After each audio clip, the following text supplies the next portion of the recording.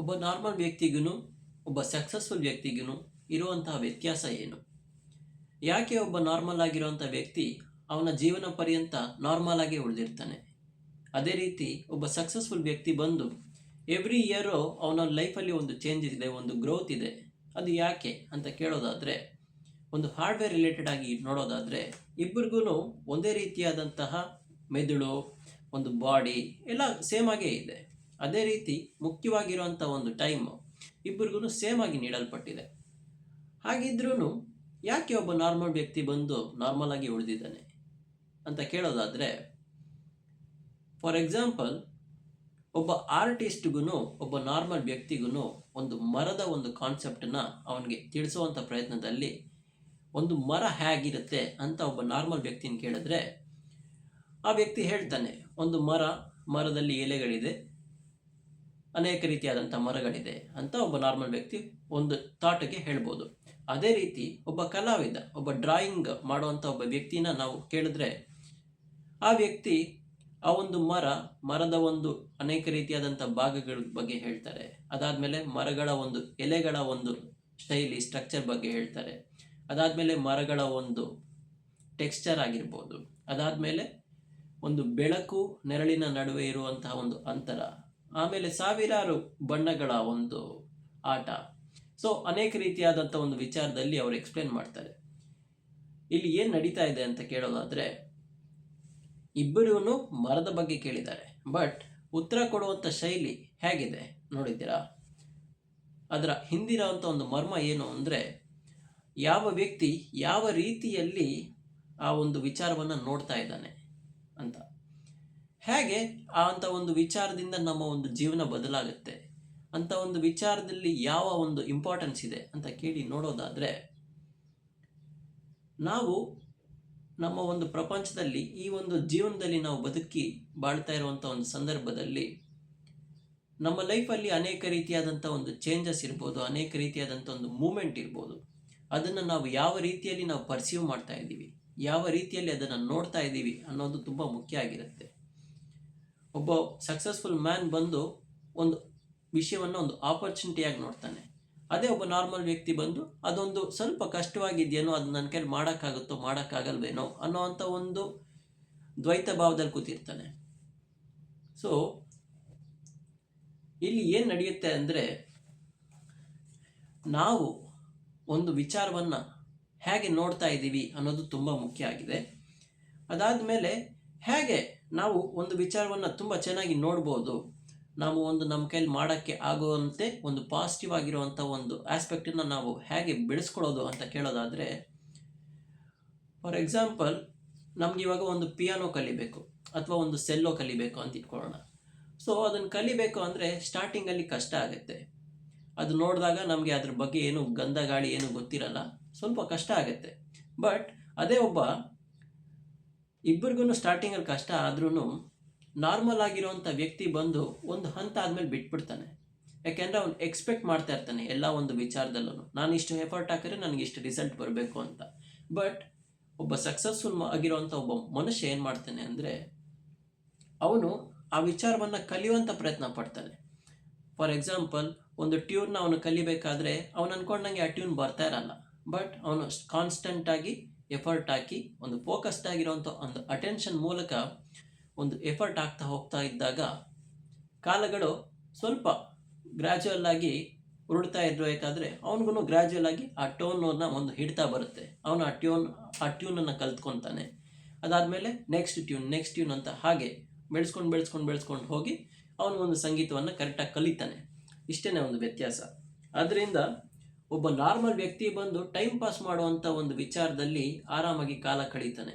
But ಒಬ್ಬ successful man ಬಂದು ಅವನಿಗೆ ಕೊಟ್ಟಿರೋವಂಥ ಒಂದು ಟೈಮು, ಅವನಿಗೂ ಪ್ರಾಬ್ಲಮ್ಸ್ ಇರುತ್ತೆ.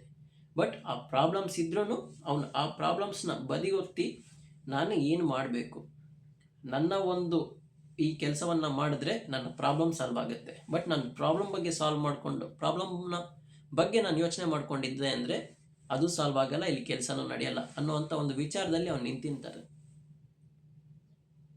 ಇಲ್ಲಿ ಏನಾಗುತ್ತೆ ಅಂದರೆ, ಒಂದು ಕ್ಲಿಯರ್ ಥಿಂಕಿಂಗ್ ಅನ್ನೋವಂಥ ಒಂದು ಕಾನ್ಸೆಪ್ಟ್ ತುಂಬ ಮುಖ್ಯ. ಯಾಕೆ ಅಂದರೆ ನಾರ್ಮಲ್ ವ್ಯಕ್ತಿ ಬಂದು ಏನು ಮಾಡ್ತಾನೆ ಅಂದರೆ,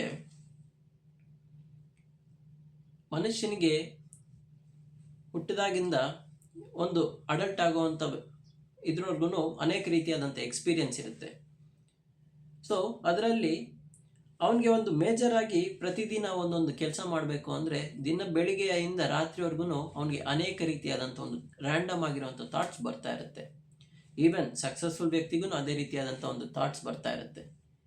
ಇದರಲ್ಲಿ ಏನು ಮಾಡ್ತಾನೆ ಅಂದರೆ, ಈ ನಾರ್ಮಲ್ ವ್ಯಕ್ತಿ ಬಂದು ಆ ಥಾಟ್ಸ್ಗೆ ಒಂದು ರ್ಯಾಂಡಮ್ ಆಗಿರೋವಂಥ ಒಂದು ಥಾಟ್ಸ್ಗೆ ಅವನು ರಿಯಾಕ್ಟ್ ಮಾಡಿಕೊಂಡು ಸ್ವಲ್ಪ, ಇವಾಗ ಅವನು ಒಂದು ಸಂತೋಷವಾಗಿರುವಂಥ ಸಂದರ್ಭದಲ್ಲಿ ಒಂದು ನೆಗೆಟಿವ್ ಥಾಟ್ ಬಂತು, ಹೌದಲ್ವಾ ನಾನು ನೆಗೆಟಿವ್ ಆಗಿ ಯೋಚನೆ ಮಾಡಬೇಕು, ನಾನು ನೆಗೆಟಿವ್ ಆಗಿರಬೇಕು ಅಂತ ಆ ಮೂಮೆಂಟ್ನ ಹಾಳು ಮಾಡ್ಕೊಂಡ್ಬಿಡ್ತಾನೆ. ಅದೇ ಒಬ್ಬ ಸಕ್ಸಸ್ಫುಲ್ ಪರ್ಸನ್, ಅವನಿಗೆ ಒಂದು ಕಷ್ಟದಲ್ಲಿರುವಂಥ ಒಂದು ಸಂದರ್ಭದಲ್ಲೂ ಅವನಿಗೆ ಇನ್ನೂ ಒಂದು ನೆಗೆಟಿವ್ ಆಗಿರುವಂಥ ಒಂದು ಥಾಟ್ ಬರ್ತಾ ಇದೆ ಅಂತ ಇಟ್ಕೊಳ್ಳೋಣ. ಆಗ ಅವನೇನು ಮಾಡ್ತಾನೆ, ನಾನು ಅನೇಕ ರೀತಿಯಾದಂಥ ಕಷ್ಟವನ್ನು ಅನುಭವಿಸ್ತಾ ಇದ್ದೀನಿ, ಅದರಲ್ಲಿ ಈ ನೆಗೆಟಿವ್ ಥಾಟನ್ನು ನಾನು ಎಂಟರ್ಟೈನ್ ಮಾಡಿ ಪ್ರಯೋಜನ ಇಲ್ಲ. ಆದ್ದರಿಂದ ನಾನು ಒಂದು ಪಾಸಿಟಿವ್ ಆಗಿರುವಂಥ ಒಂದು ಥಾಟನ್ನು ನಾನು ಕಲ್ಟಿವೇಟ್ ಮಾಡಿಕೊಂಡು ಆ ರೀತಿಯಲ್ಲಿ ನಾನು ನೋಡುವಂಥ ಪ್ರಯತ್ನ ಪಡ್ತೀನಿ ಅಂತ ಅವನು ಆ ರೀತಿಯಲ್ಲಿ ನೋಡ್ತಾನೆ.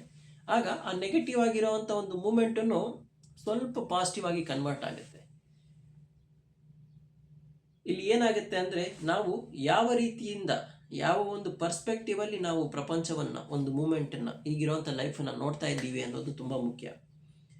ಅದಾದ ಮೇಲೆ ಮನುಷ್ಯನಿಗೆ ಈ ಥಾಟ್ಸನ್ನು ಕರೆಕ್ಟಾಗಿ ಕ್ಲಿಯರ್ ಮಾಡ್ಕೊಳ್ಳೋ ಒಂದು ಕಲೆ ಕಲ್ತ್ಕೊಂಡಿರಬೇಕು. ಯಾಕೆಂದರೆ ರ್ಯಾಂಡಮ್ ಥಾಟ್ಸ್ ಬರ್ತಾನೆ ಇರುತ್ತಲ್ವ. ಸೊ ಈ ಥಾಟ್ಸನ್ನು ಕಡಿಮೆ ಮಾಡಿಕೊಳ್ಬೇಕು, ಆಗಲೇ ನಾವು ಫೋಕಸ್ಡ್ ಆಗಿ ಒಂದು ವಿಚಾರವನ್ನು ಮಾಡೋದಕ್ಕಾಗುತ್ತೆ.